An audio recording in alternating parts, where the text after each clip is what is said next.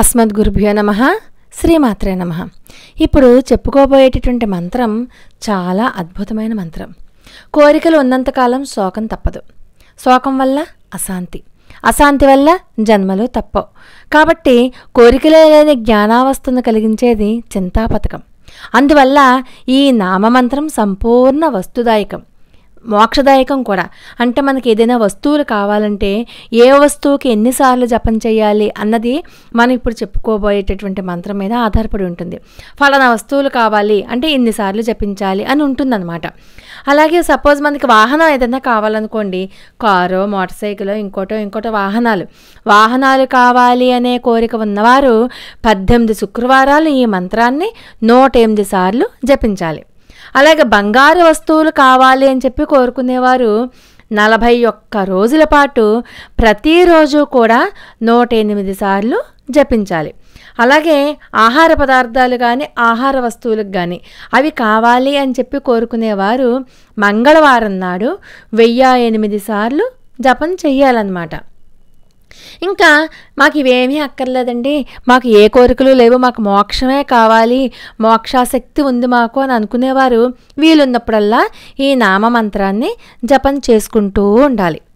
అలాగే సంతానం కావాలి అని అనుకునేవారు ఏడాది పాటు ప్రతిరోజు కూడా అమ్మవారికి ఆవు పాలు నైవేద్యంగా పెడుతూ ఆ ఆవు పాలని ప్రసాదంగా దంపతులు మాత్రమే తీసుకుంటూ ప్రతిరోజు 108 సార్లు జపించాలి.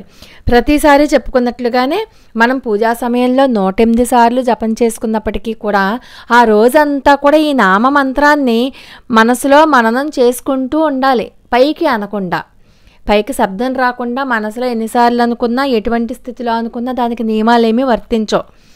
కాబట్టి ఆ ధ్యాన మంత్రం ఏంటంటే ఓం ఐం హ్రీం శ్రీం రత్నగ్రేవేయ చింతాకలోల ముక్త ఫలాన్వితాయే నమః. అలాగే బీజాక్షరాలు మీకు దగ్గరలో ఉపాసకులు ఎవరూ లేకపోతే మంత్రం తీసుకోవడం కనుక కుదరకపోతే ఆ బీజాక్షరాలు తీసేసి ఓంకారాన్ని మాత్రమే పెట్టుకుని కూడా ఈ మంత్రాన్ని మననం చేసుకోవచ్చు. ఓం రత్నగ్రేవేయ చింతాకలోల ముక్త ఫలాన్వితాయే నమః.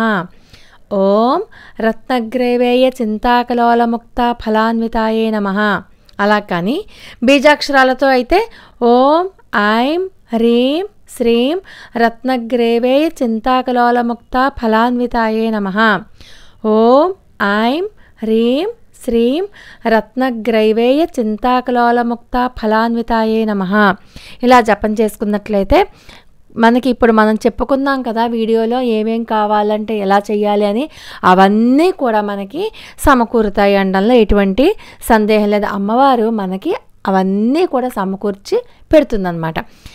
లోకా సమస్త సుఖినో భవంతు. మరి ఒక అద్భుతమైన వీడియోతో మళ్ళీ కలుసుకుందాం. అంతవరకు నమస్కారం.